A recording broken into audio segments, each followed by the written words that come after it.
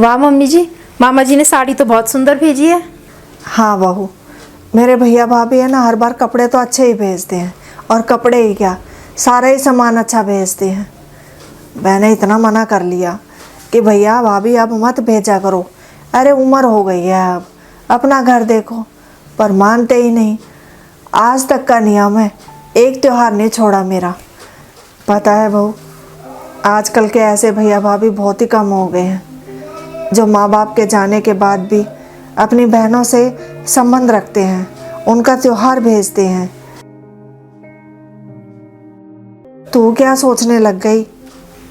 कुछ नहीं मम्मी जी, बस ऐसे ही। चल ठीक है बहना बहू, तू ऐसा करिए, सामान रखिया। ठीक है मम्मी जी। मेरे मायके से तो अभी तक कोई भी नहीं आया होली का त्योहार देने। भाभी से फ़ोन करके पूछती हूँ कब तक आएंगे।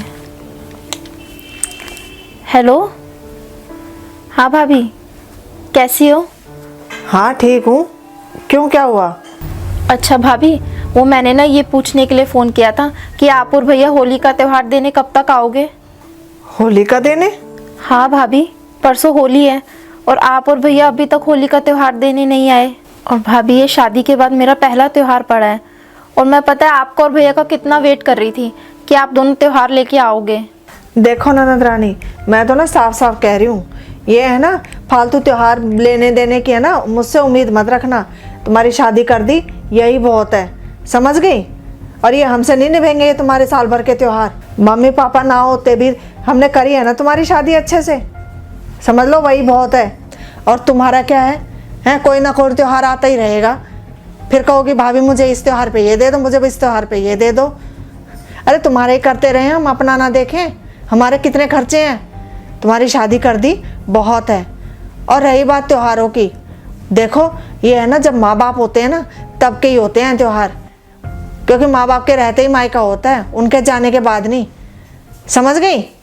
पर भाभी। बहू, तू उदास क्यों होती है अपनी भाभी की बातों से? मम्मी जी, आपने सब। अरे बेटा, जब तेरे भैया भाभी तुझसे रखना ही नहीं चाहते, फिर क्यों उनके पीछे पड़ी है तू? मम्मी जी, आपका सारा सामान देखकर ना मेरा भी बहुत मन था कि मेरे भी मायके से सामान आए। मैं समझ सकती हूँ बहू, हम औरतों के पास चाहे कितने ही कपड़े लत्ते हो जाएं, पर मायके से जो कपड़ा आता है ना, उसकी बात ही कुछ और होती है। और कपड़ों के भी छोड़, चाहे कोई भी सामान हो, बस वो हमारे लिए अनमोल हो जाता है।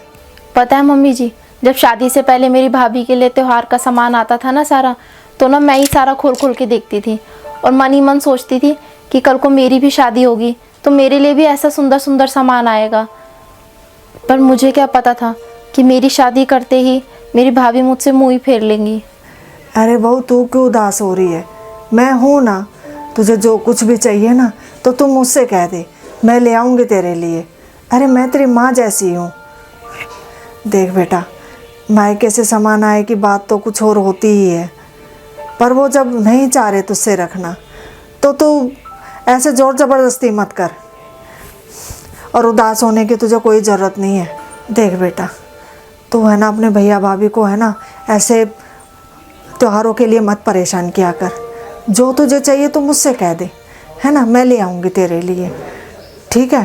पर उनसे कुछ भी मांगने की, कुछ भी कहने की ज़रूरत नहीं है, समझ गई? मैं सच में बहुत किस्मत वाली हूँ कि मुझे इतना अच्छा ससुराल मिला है। मम्मी पापा के जाने के बाद मुझे उनकी कमी बहुत खलती थी, लेकिन मुझे इतने अच्छे सास ससुर मिले जो मुझे मेरे मम्मी पापा जितना ही प्यार करते हैं। अगर हर लड़की को आपके जैसे सास ससुर मिले तो कभी भी किसी भी लड़की को अपने मायके की तरफ झांकने की ज़रूरत भी ना पड़े।